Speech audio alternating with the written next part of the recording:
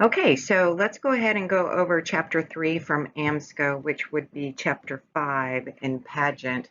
And what this is it talks about characteristics of colonial society in the 18th century. So this would be in the 1700s. This is leading up to the Revolutionary War and American independence. So let's get to it. Hopefully this one won't take too long. Okay, so there's a quote from this guy, Creve Coeur, that is in this text and was also in Pageant. But there were a lot of European observers who had come to America, and Lucy, stop. And they noted that Creve Coeur was one of them. De Tocqueville as well. So they come and kind of look at the character of Americans, and it was quite different because it's a mishmash of all sorts of different groups of people, and that's what he said. He said it's a strange mixture of blood, which you will find in no other country, and we all know that to be true, right? He comes to America and he writes letters from an American farmer. He remains in America. He's an immigrant. Okay, there were a lot of people who were immigrants to America, and we were built as a nation of immigrants. And during this time, most of the people who were coming voluntarily were still coming from Northern and Western Europe. Nobody from Southern Europe, Eastern Europe, not a lot of people from Asia, Latin America, but there were also Africans coming. So if you look at the population in 1700, it was about 250,000 people. But notice that by 1775, it had multiplied 10 times. There were 2.5 million people. So that's a huge, huge influx of people into the country. It was due to immigration, but also natural population growth. By this time, not everybody was dying, and they were living past the age of 40, so there were some differences. Look too at the African American population. It had multiplied 18 times, from 28,000 around 18 or 1700 to 500,000 by the time of the Revolution, 1775. And this kind of upset the balance of power too. I mean, there's 2.5 million people here. There are 8 million people in England. And so, so it's kind of like it wasn't these colonial outpost anymore. I mean, it's a real country, and it's very young. The average age is 16. So we get this rapid immigration, and it's due to two different things. Like I said, rapid immigration and natural increases. Right? And you can see on the right, the numbers are going up. You have the black population, the white population, and then the total population. This goes from 1630 to 1780, and it really starts to rise around 1700. Okay, so at this time, we're getting the growth of cities, and some of the colonies are growing faster than others. The most populous colony was Virginia with about 500,000 people, and that's where everything started, right? And then Pennsylvania, and as you're going to, well, as you know, they advertise for people to come there. They, sent out leaflets and everything else trying to appeal to people in Europe, hey, come here. And people did. The largest city at this time was Philadelphia, but most people, 90%, lived in rural areas on small farms. Most of the population were yeoman farmers. This right here, you can see too the growth of the cities. There's Boston, New York, Philadelphia, and my head's in the way. I forget what the next city is. All right, so the reason that people are coming, there's some push factors and there's some pull factors. So things that are pushing people out of their countries: religious persecution, there's war, economic, the economy is bad. And so people are looking for land, they're looking for opportunities. So most of the immigrants to the British colonies came from the British Isles. So that means Great Britain and Ireland. Well, Northern Ireland at this time. There weren't many Irish people coming, not until the potato famine. But they're also coming from West and Central Europe. So that would be France and Germany, right? Coming from there. And as I said, they're escaping turmoil at home. Most of them go to the middle colonies. Pennsylvania, as I said, was actively advertising to get people to come. And so a lot of the Germans were going there. Very few people, though, were settling in New England, and that's because it was kind of the harsh conditions, the rules that were put in place by the Puritan leaders under their control there. You can see here too where they were coming from. You have Africans, the largest group of people coming.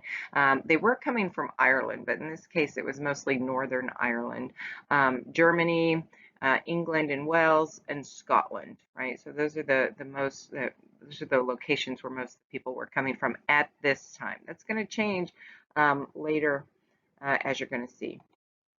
Okay, so the Germans, let's look at them. They go in and they settle on the rich farmland that is Pennsylvania. A lot of them have money. They're known as the Pennsylvania Dutch. They're not Dutch, they're German. If you speak German, you speak Deutsch. Deutsch is German and Deutschland is the country, right? And so Americans, of course, butcher Dutch or Deutsch, and they say Dutch. So Pennsylvania Dutch are not Dutch, they're German, even though the Netherlands are not far from Germany, right? And their languages are kind of similar. A lot of the people who are fleeing there are fleeing religious persecution that's taking place. There's also all this, you know, because of the Protestant Reformation, there's still wars that are going on, even though that had happened many years before. So they want to escape that. They also want to escape the economic stress that is put in place upon them. So we get in 1775, there's like 150,000 people, and they make up 6% of the population. They don't have any loyalty to England. As a matter of fact, they cling to their own language, right? And they also cling to their customs. I know my husband's family down in Southern Illinois, they still spoke German up until World War II, right?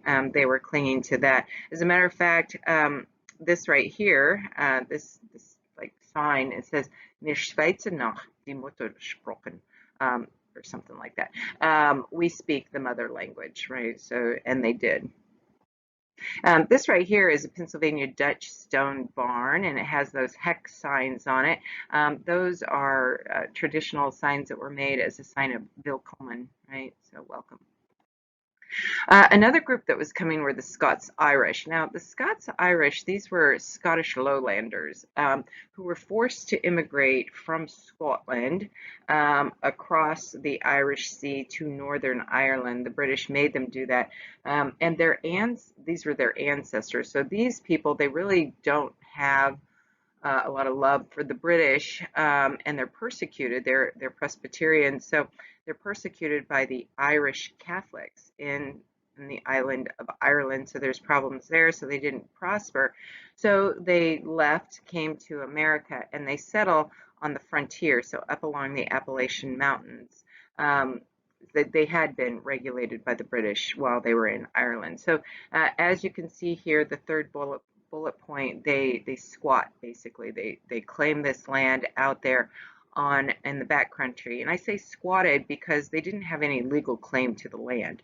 There was no charter or anything like that. They just go and then hack out some trees and say, I'm going to live here. So in those areas there, they make up 7% of the population by 1775. They're a rough and tumble bunch of people, very independent. You're going to see there's two movements that take place, the Paxton Boys March and then also the Regulator Movement. Both of these movements is where they take law into their own hands, and they don't wait for the British to come and kind of set things straight prior to the American Revolution, especially in regards to the Native Americans. So they're out there. They also do things like they start to produce Scotch whiskey and other things out there on the frontier. Okay, and then you have other groups. One group that was persecuted in France were the Protestants. They're known as the Huguenots. They come over, and collectively, this group of people, the French, the Welsh, the Dutch, the Swedes, Jews, Irish, Swiss, and Scots, Highlanders, they make up about 5% of the population, and they settle in various pockets throughout the eastern seaboard, right?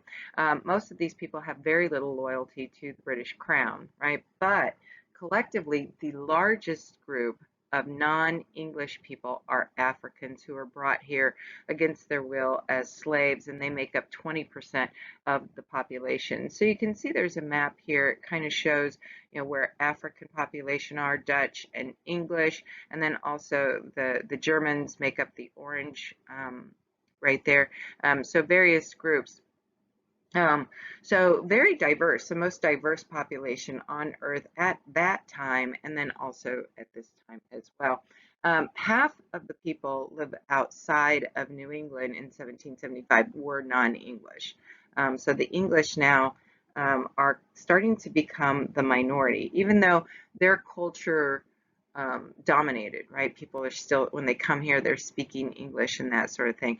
As a matter of fact, if you look in terms of these immigrants, 8 people who signed the Declaration of Independence were not English born.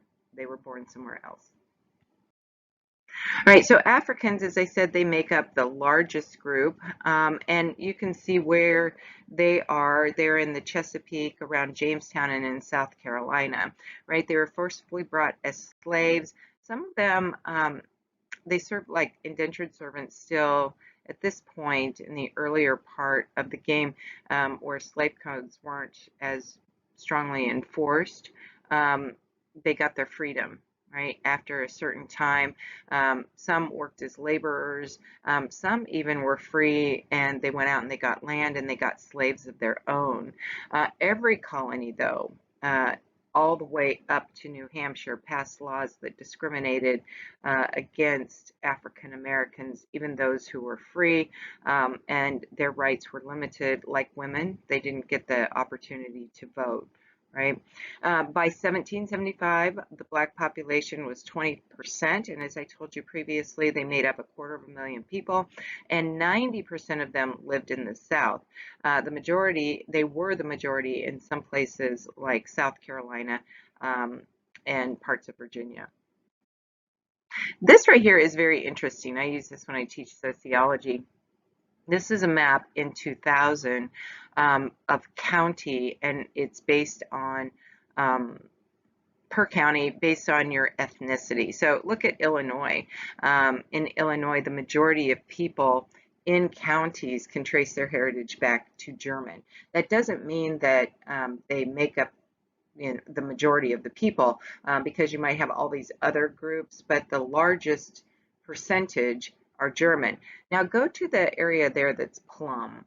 That is African American. So if you go into one of those counties, say in Mississippi, you might have an African American group, you might have an Irish group, you might have a Scottish group, you might have a German group, that sort of thing. But of those, once you break it down, the largest group is African American. You can see too where there's a large Hispanic population in the United States, where it's kind of the pinkish color. Go to Utah.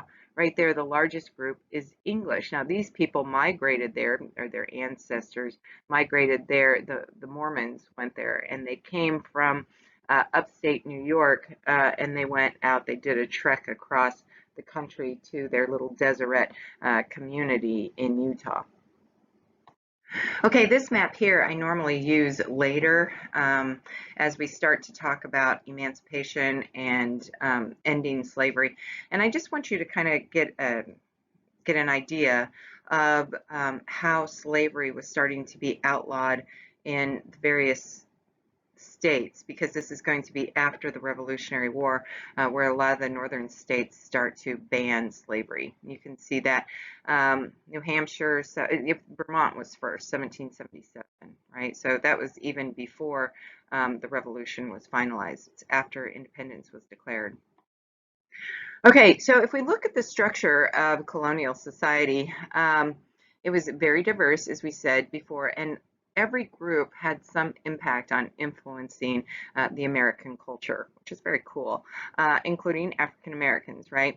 All the colonies experienced self-government.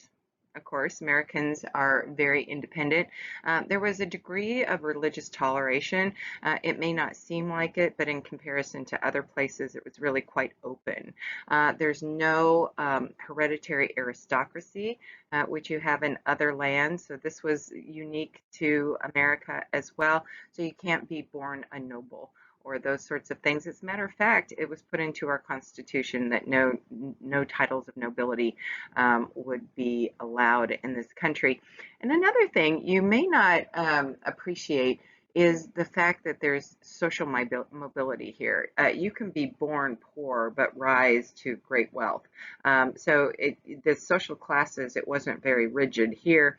And people accepted you if you rose up, if you were born to nothing and then you became something, right? Some people might scoff at you, but overwhelmingly, there was a huge acceptance. So there's a lot of social mobility as well. So as I said, each one, and let's look at each of these different characteristics separately. Each of the colonies experienced self-government more so than what most Englishmen experienced in England. And a lot of this had to do with the fact that the British government wasn't very organized here. And they kind of allowed that to happen. And I think that we were very fortunate of that, because if you look at other colonial powers such as France and Spain, they wouldn't allow self-government. And so when they finally ultimately left, the people were left in chaos. And you get a lot of coups d'etats and revolutions and things that took place. But here in America, there was relative stability, as there was in Canada and Australia, place, and even in, well, India is another story. But where the British pulled out, people had experienced self-government, and then they just kind of continued to govern themselves. And so we benefit from that. So anyway, if you look at the established governments, what they did is they had separation of powers. You had executive branch, legislative branch, and a judicial branch. They don't talk about that in the book, but it goes without saying that there were colonial judges as well. So if you look at the executive branch, what we had are governors, right? There were 8 royal colonies, and there were appointed governors by the King's Privy Council. There were 3 proprietary colonies who chose their governors, Pennsylvania, Maryland, and I think at this time we could say either New Jersey or New York. I'm not sure which one's missing on here.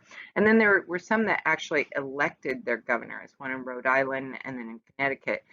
If you look at the legislative branch, they set them up like a mini parliament. So they are bicameral legislatures, usually a council and then a House of Representatives. The lower house was chosen by the voters. It's important to note, now, when you remember this, that these legislative bodies were the ones that taxed them.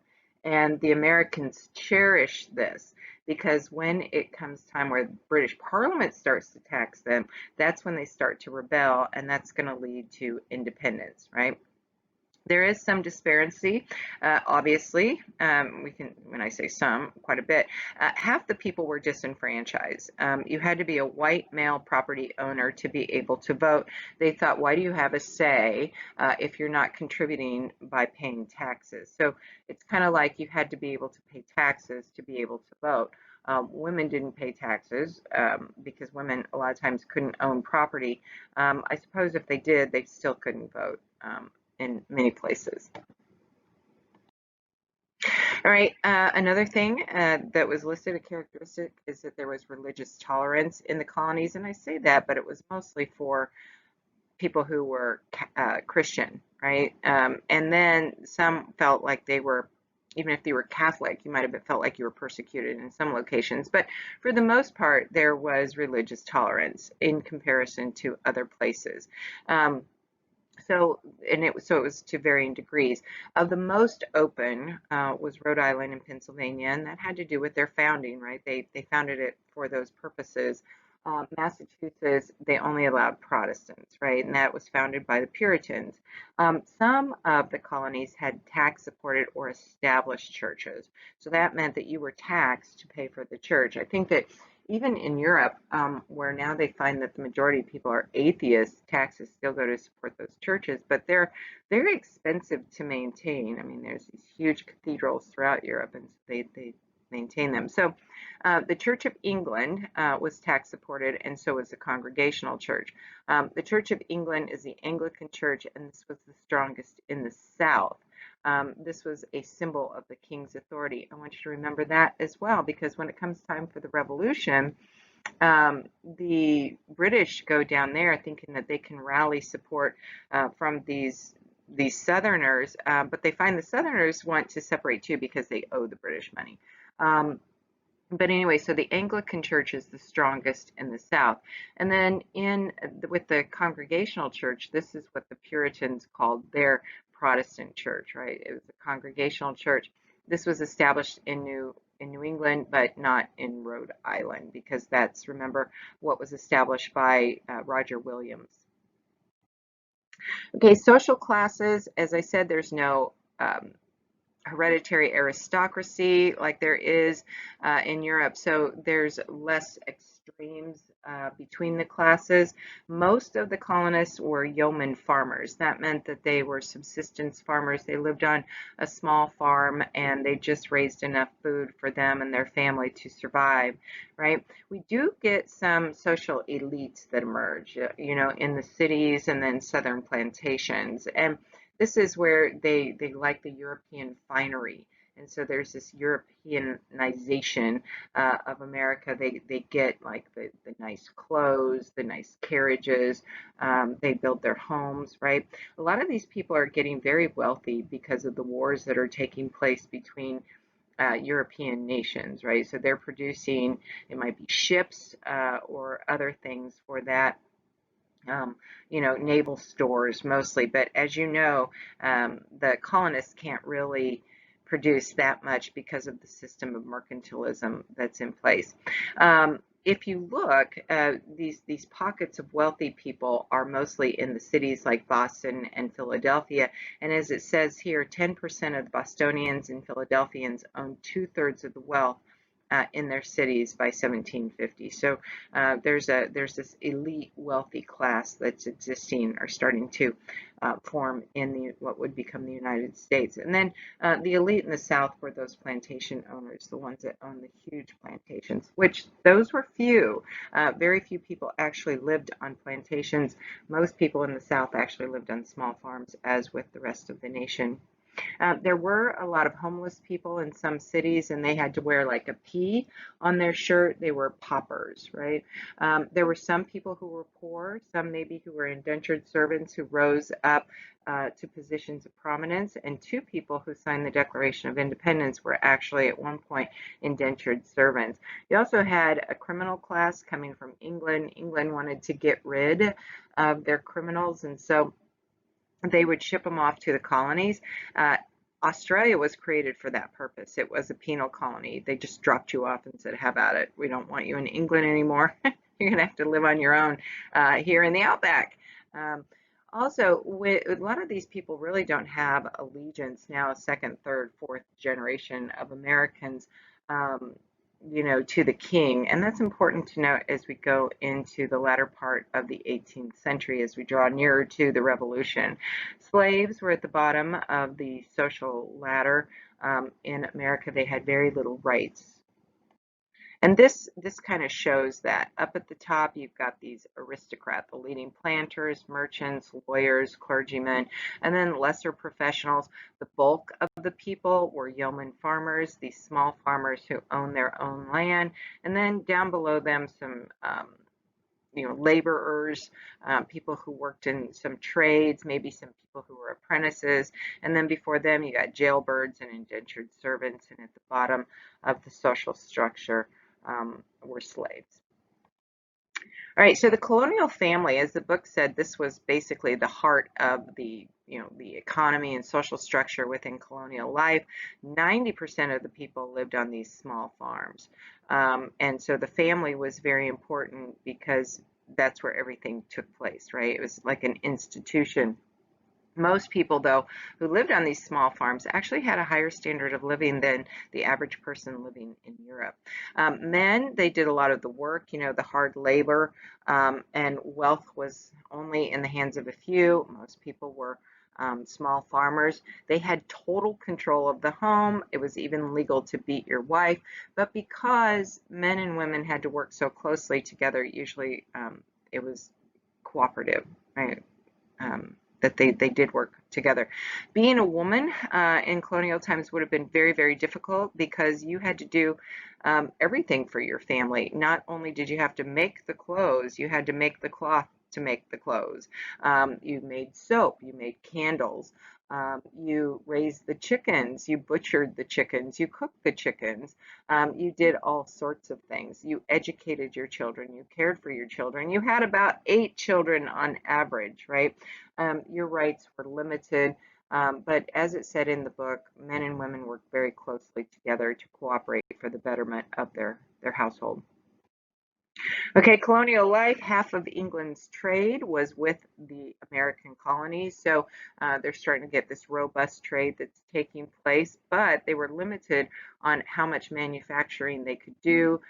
England prevented them from doing that. They did allow them to produce rum and shipbuilding and flour production, and in some parts even iron. And this created an economy in America that was almost strictly agricultural. And as I said before, 90% of the people lived on small farms. There were some professions that developed though too. All right, so what we start to see is that different economies emerge in different parts of the country, and it's broken down into three different regions. You got the New England colonies, and that's going to be everything that is east of New York, right? And then New York, Pennsylvania, and New Jersey and Delaware make up the middle colonies, and from Maryland on down, those were the southern colonies. So in New England, where you have a lot of ships, or I'm sorry, a lot of trees, that's where you're going to get shipbuilding. Because they're going to start cutting down these trees to produce these ships. There's also fishing that's very important because off the coast of New England, very great fishing place known as the Grand Banks that are there. So they have that too. Later, this is going to be the start of the Industrial Revolution where they start to make clothing, and the foundation is starting there. They're also producing rum there. The one thing they're not doing is they don't have these huge farms, and that's because the land there, the dirt is very shallow, and the soil is very rocky. And if you go to New England today, you can see these rocky fences that are created between these fields, and that's because when the farmers were going through the fields hundreds of years ago, they'd take the rocks and pile them up on their property lines and move them out of the way. So you still get these stone fences that exist today in New England. And then in the middle colonies, especially in Philadelphia, you got very fertile soil and vast farmland there. And so this is going to be used to grow wheat and corn, right, in those locations, maybe hops and barley too, because the Germans are going there making beer. They do have factories that start to produce iron, paper, and textiles. Even though they're forbidden from doing so, you know, people start to do it anyway, and because they're not really regulated by England yet. In the southern colonies, it's almost strictly agricultural. They produce tobacco up around the Chesapeake and North Carolina, but down in South Carolina, there's rice and indigo. And then on this depleted soil, they start to produce wheat, right? Because the soil gets depleted from growing tobacco. All right, so as I said, here in New England, there's shipbuilding, there's rum distilling, they do some, iron. You can see where that takes place. Small farms, but then there's also fishing that takes place. In the middle colonies, as we talked about, there's a lot of grain that's produced and corn. They do develop some industry with iron and other things. And then in the South, it's almost strictly agriculture, and depending on where you are in the South, varies what's going to be grown. Down in the southern part, the deep South, that's where the climate is hotter and it's better for growing rice, right? In the Carolinas, they have some timber, so there's naval stores up there, tar, pitch, things that they need to produce ships. Okay, so this is where we get that triangular trade. Notice that the colonies are trading with England.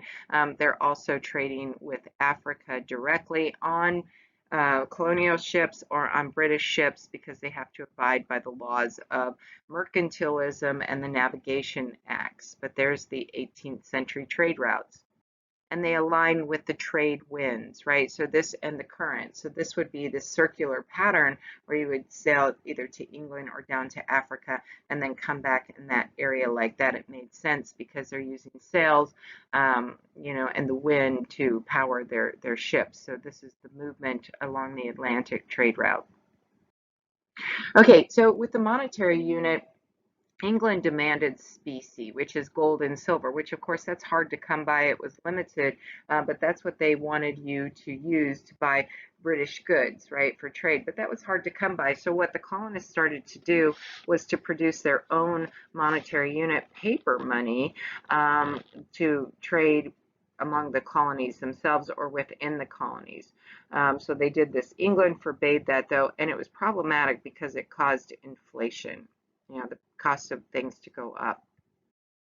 Transportation was limited. The fastest way to get from one point to another was by boat. So the major trading centers were along the coastal regions or river routes, Boston, New York, Philadelphia, and in the South, Charleston. We start to see some dirt thoroughfares that exist in various locations, but they're very difficult to traverse, right? And you've got these ruts where the wagon wheels were, and sometimes the wagon wheels varied, so if you have the ruts and you have your wagon that goes this way, but then the ruts are that way, it's going to be really hard. So it was difficult to go by road.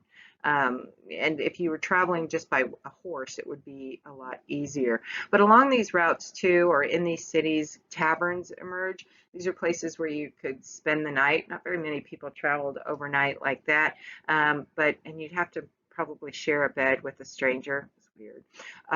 But you could go eat. But these are places where people would converge and talk about certain things, share news that was going on. And a lot of people called these the cradle of democracy. Samuel Adams, he frequented the Green Dragon Tavern in Boston that you could still go to today, right? There was also an intercolonial postal service. It was very slow. It lacked privacy. People could read your mail. That's why you'd have to have it sealed. People would put wax on there to seal it with your seal so that nobody read it.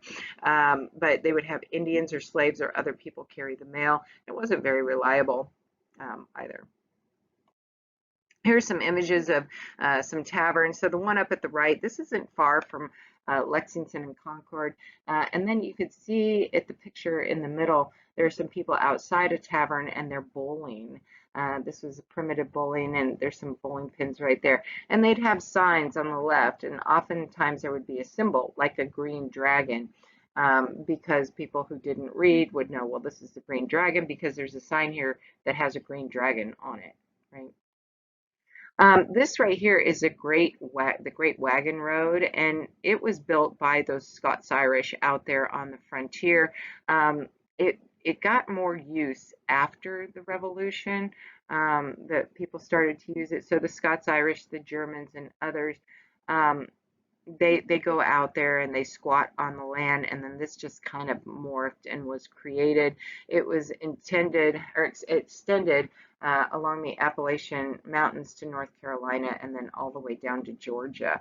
I was in the Shenandoah this year, and I was up in an area, and they're like, this is part of the Great Wagon Road. So there are locations now, it's like hiking paths that are up there along the Appalachian Trail. Okay, so with religion, most people were Protestant, white Anglo-Saxon Protestant, right? WASP. In New England, you had the Congregationalists and Presbyterians. In New York, you had the Dutch Reformed Church, Anglican Church. In Pennsylvania, because you had a lot of Germans, you had the Lutherans, the Mennonites, the Quakers, the Amish, and in the South, you had the Anglican Church, right? So different people in different locations, most of whom were Protestant. Excuse me.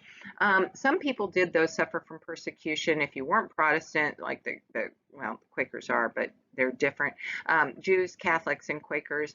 But in the 1700s, there's this loss of piety. People didn't have that religious fervor that they once did, the ones who came and settled there, even among the Puritans, right?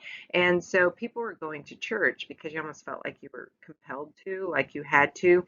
But the ministers, they would give these long, drawn out, overcomplicated, domineering sermons, right? These people who would go there, people would go on Sunday mornings and feel like, I'm not getting inspired. These ministers were known as dead dogs. There were also, you didn't have to have a full conversion to be a member of the church. You could have that halfway covenant. And people were starting to question predestination, right? And the Church of England wasn't very strong in the colonies because They didn't oversee it, which was stupid on England's part. If they had sent an American bishop, then they could ordain their own ministers, and then the church, and through the church, the king would have more authority in the colonies. But they overlooked that. I think that the British government just kind of neglected the colonies, and by turning their back on them, they're going to lose their colonies, right?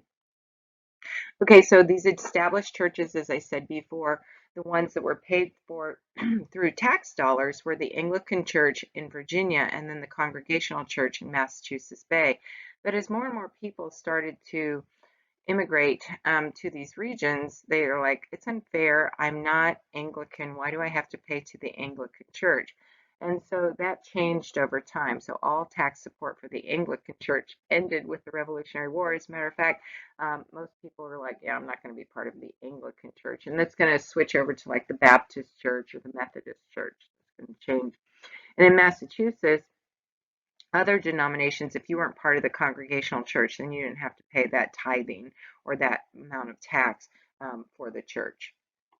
So what we're going to see happen during the early part of the 1700s, the 18th century, the 1730s and 1740s specifically, is the Great Awakening. This is the first shared experience by all the Americans in the British colonies of North America, and it spreads throughout the colonies. And what it is, it's a revitalization of this religious fervor.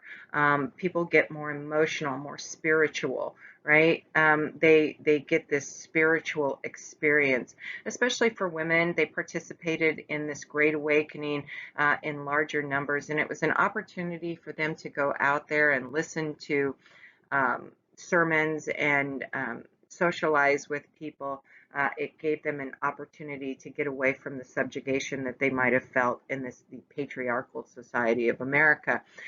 This was also, many people see this as part of the Age of Reason or the Enlightenment, because what it does is it makes it more independent religion, where you can just practice it within yourself, your own soul, your own spirituality. You don't need a church authority to do that for you. So it kind of releases you of that and gives you more independence.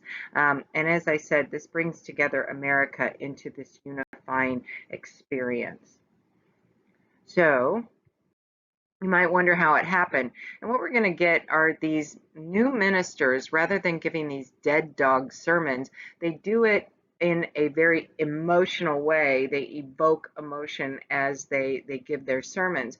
One person who was a congregational minister, so this would have been in New England, the Puritan community there, was Jonathan Edwards. And he would give these fiery, emotional speeches about hell, right? And how you should just fear hell, right? He says salvation is not going to be achieved through your penitence. You can't, do penance and then believe that you're going to be saved by God.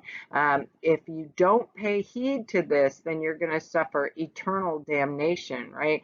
His most famous sermon was Sinners in the Hands of an Angry God. And I put a couple of quotes here so you can kind of get an idea of what he said. Normally you would have to read it, but we're on limited time this semester. But his wrath, meaning God's, towards you burns like fire. He looks upon you as worthy of nothing else but to cast you into the fire of hell, right? He also said the road to hell is paved with the skulls of unbaptized babies. So people would go there and, really you would put the fear of God into you, literally, because you're going to think, I'm going to go to hell. I'm going to burn in hell. I'm going to suffer eternal damnation if I don't give in to my belief in Jesus Christ, and I don't have this spirituality and worship God as God should be worshiped. So that was one way. Another guy was George Whitefield or Whitfield. Both, there's two different names for him.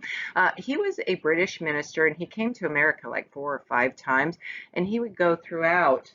My dog is looking at me. She thinks I'm talking to her. He would go throughout the colonies, and he would give these rousing sermons where thousands and thousands of people would come. This is evangelical preaching. So that is, he's going and he's giving these sermons, right? And again, he would employ rhetoric, he would employ drama, and patriotism, all of these things that would mean very moving sermons that people would just get this sense that just would overcome them of emotion. And he traveled throughout, right? He was a strict Calvinist. He believed in predestination, and he preached that you should believe in Jesus Christ or else suffer damnation, in a similar way as Jonathan Edwards, but maybe not so frightening, right? He was also associated with these two brothers, John and Charles Wesley, the Wesley brothers, who founded the Methodist Church. So if you get Wesleyan University, that's associated with that. He's also, he was instrumental in seeing to it that a lot of slaves were baptized. And this is kind of the American Christianity for African Americans in the country. But ironically, this guy had slaves, right? So the Great Awakening is going to have a huge impact on American society. Let's look at some of the effects. Sorry, we'll get to the effects in a minute. I wanted to put an excerpt here, a quote, just so you get a glimpse, kind of an idea of how meaningful this was to some people. Here's this one farmer in Pennsylvania or Connecticut. He's like, now it pleased God to send Mr. Whitefield into this land. I hear of his preaching at Philadelphia, and many thousands flocking to hear him preach the gospel, and great numbers were converted to Christ. I felt the Spirit of God drawing me by conviction. I longed to see and hear him. Then all of a sudden, in the morning, about 8 or 9 of the clock, there came a messenger and said, Mr. Whitfield preached at Hartford yesterday and is to preach at Middletown this morning at 10 of the clock. So this guy was very excited. And a lot of people, you would hear word of mouth, they would go and hear him preach his sermons. So anyway, here are the effects of the Great Awakening. Because what they were preaching was that you have to give of yourself, then a lot of people would just study the Bible on their own, right? They didn't need to go to church. They didn't need the authority of the church for them to have faith or love in Jesus Christ or devotion. So they did it on their own. There's also a division that was created within the churches between these old light and new light ministers. The new light ministers were those who preached a very emotional sermon, evangelicalism, and then the other ones were those more stringent conservative ones who were known as kind of like the dead dogs, right? It also helped to unify America by having this shared experience. And Americans, not only do they view church authority differently, they start to look at political authority differently too. And some people, even some historians, relate the Great Awakening to like the beginnings of revolution and independence in America. That kind of independent spirit is going to fester to where they kind of claim their independence from the British Crown. All right, another effect is we're going to get these new denominations that are going to rise up and or strengthen over time. So the Arminians, these are the Dutch theologians, or the followers of the Dutch theologian Jacob Arminius, and they believe that you get salvation through free will, not divine decree. So they reject predestination. And then, as I mentioned earlier, there's also the growth of the Methodist religion. There's certain method by which you practice your faith, right? So kind of steps that you go through.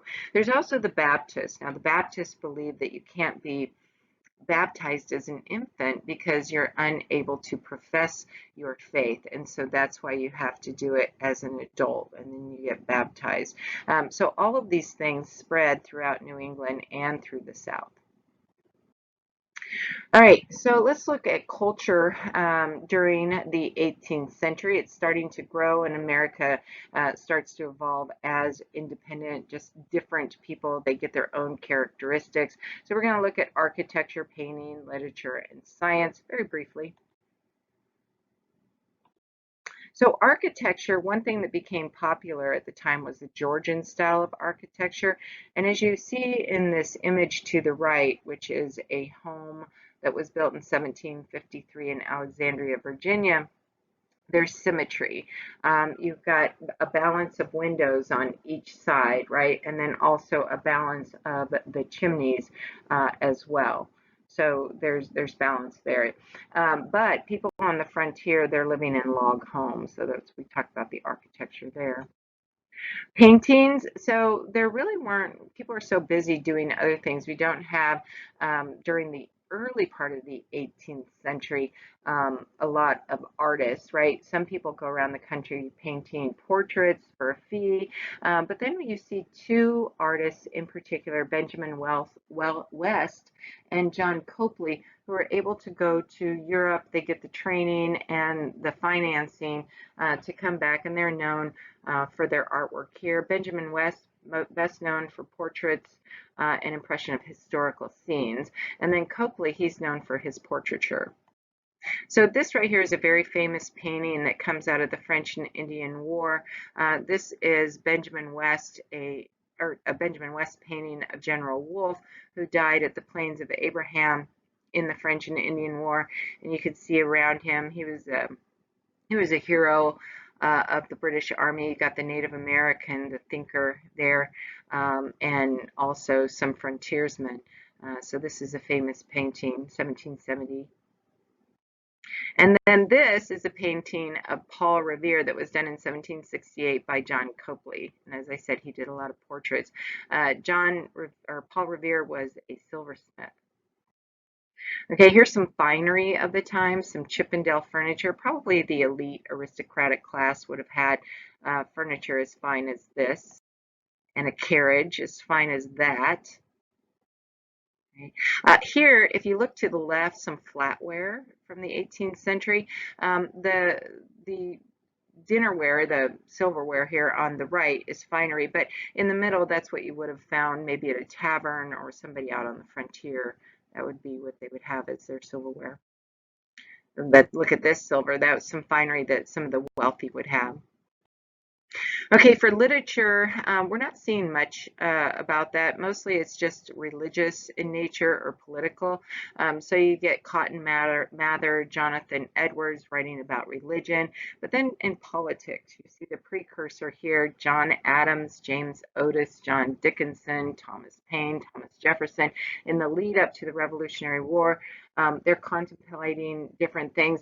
And this goes to, they're reading the works of John Locke and other people who are writing in this age of reason, right? There's some poetry as well, and most noted, and historians like to point out, is Phyllis Wheatley. It's most noted because she was a slave, but as an African American woman, early abolitionists are pointing to the fact that these people are equal and capable of intellectual pursuits just as much as white people are. Probably the most popular literary figure of the time, of course, is my favorite, Benjamin Franklin, who wrote this annually revised book, Poor Richard's Almanac, wit and sayings in there. So let's look at a couple of these things a little bit more. Phyllis Wheatley, here's one of her poems. "'Twas mercy brought me from my pagan land, taught my benighted soul to understand that there's a God, that there's a Savior too. Once I redemption neither sought nor knew. Some view our sable race with scornful eye. Their color is a diabolic dye. Remember, Christians, Negroes, black as Cain, may be refined and join their Anglican train, or angelic train." So that's Phyllis Wheatley. So she was a very young, frail African slave that was enslaved in or seized from Senegal, Gambia area, and she was sold to the Wheatley family.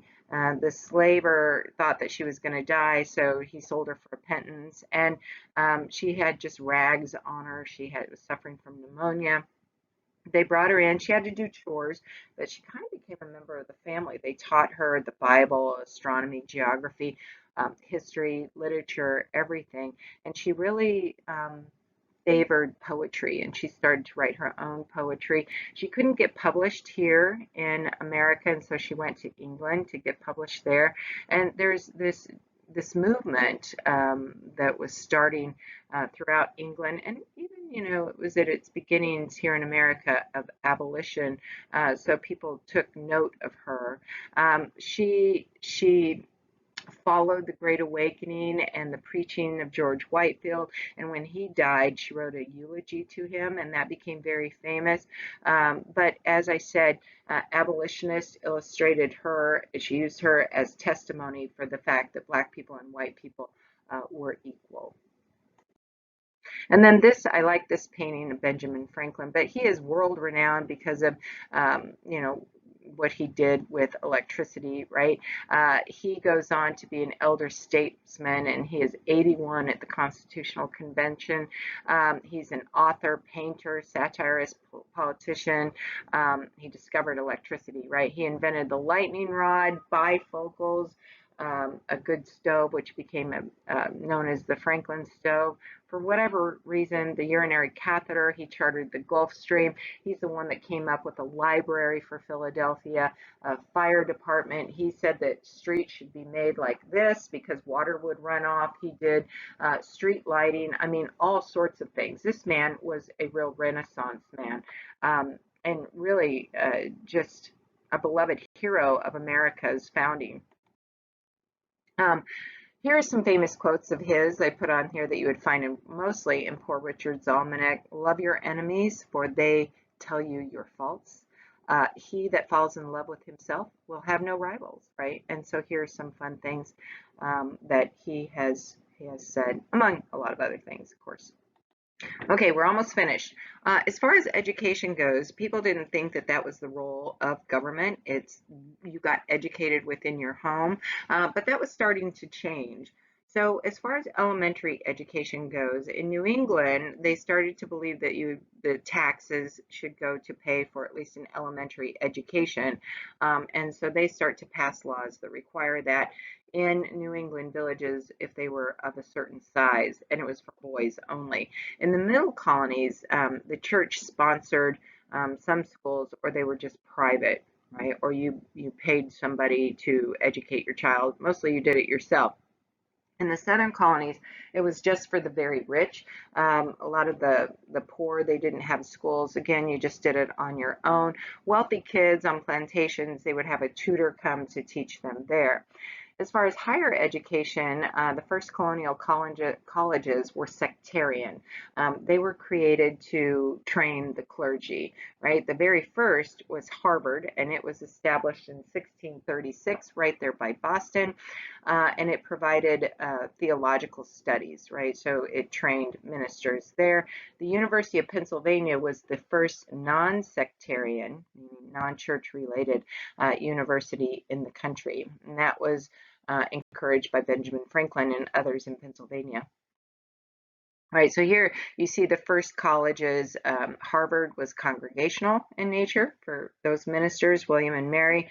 That was down in Williamsburg. That was Anglican. Yale, also congregational. Princeton was Presbyterian.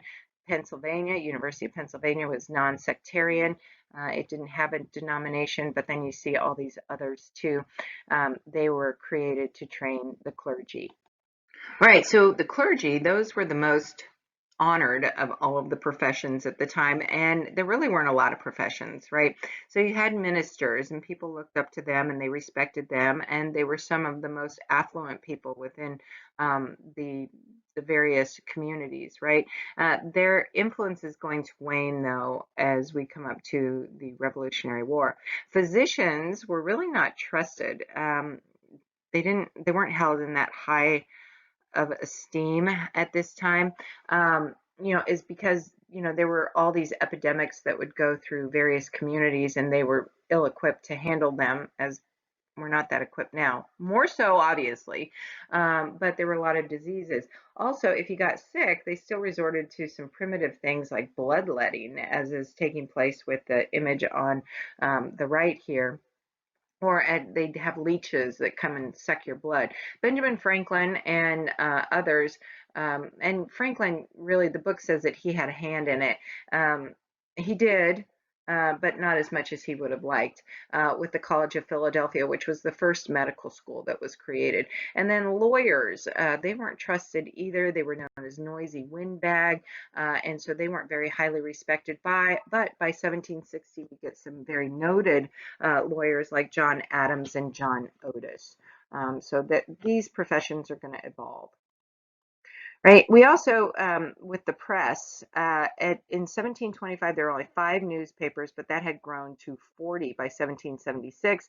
They were issued weekly, usually on a big piece of paper, and then you would fold them, maybe stick them in your pocket, go to the tavern, talk to people about it, of all the news that was going on. A lot of time it would be news coming out of England that was about a month old.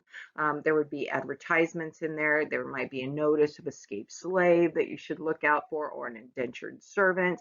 And then we get the first cartoon. This is during the French and Indian War, Join or Die. This one it says Unite or Die. There were various versions of it. And of course, it was done by my love, Benjamin Franklin, right, in the Philadelphia Gazette. Okay, and we're also going to move to freedom of the press. And a major step towards that was this trial. A man by the name of John Peter Zenger, who wrote for the New York Weekly Journal. He criticized the governor of New York, William Cosby. Now, Cosby had him arrested because even if it were true, it was illegal for anybody to criticize a governor at that time. They thought that it would bring about disunity or that sort of thing. So it was illegal. Well, anyway, Zenger was put on trial, and his lawyer argued, Andrew Hamilton, argued that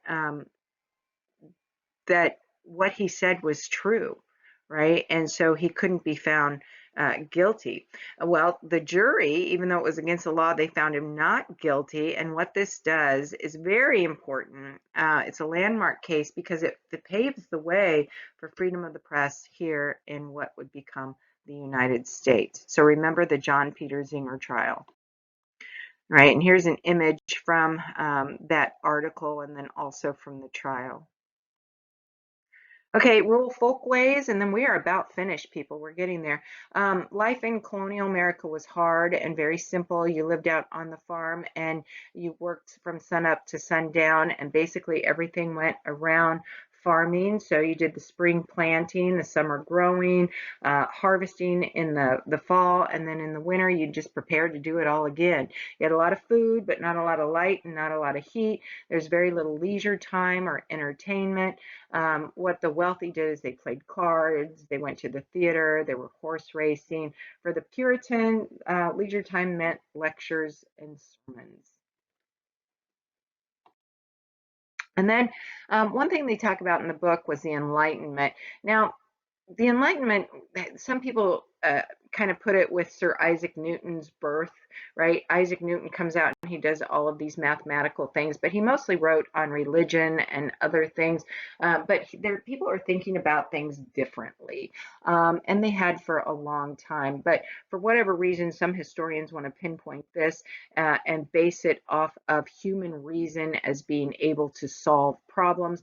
But then sometimes when human reason goes to solve problems, we get problems, like when Stalin says we're going to use human reason to bring in this form of government, and then 50 million people killed. So there's various ways of looking at this. Some people look at it in a positive way, some people look at it in a negative way, depending on your historical perspective.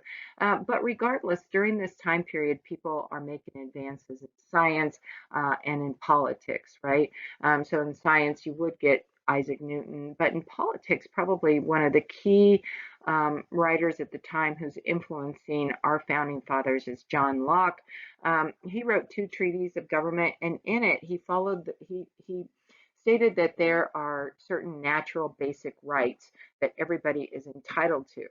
right, within the laws of nature, and that if the government fails to adhere to those rights or protect those rights, then you should have the right to get rid of that government and create a new, right? So you could break the social contract. And so much of what he wrote is reflected in the Declaration of Independence. We hold these truths to be self-evident, that all men are created with certain inalienable rights, including life, liberty, and the pursuit of happiness. Locke said property, but he had a great influence on our founding fathers. Right. So we do get this emergence of a national culture, very distinct American viewpoints emerge by the 18th century. We believe in freedom of speech, freedom of press, self-government, and a lot of English travelers would come and note that as well. Okay, thanks for listening. We're all through here.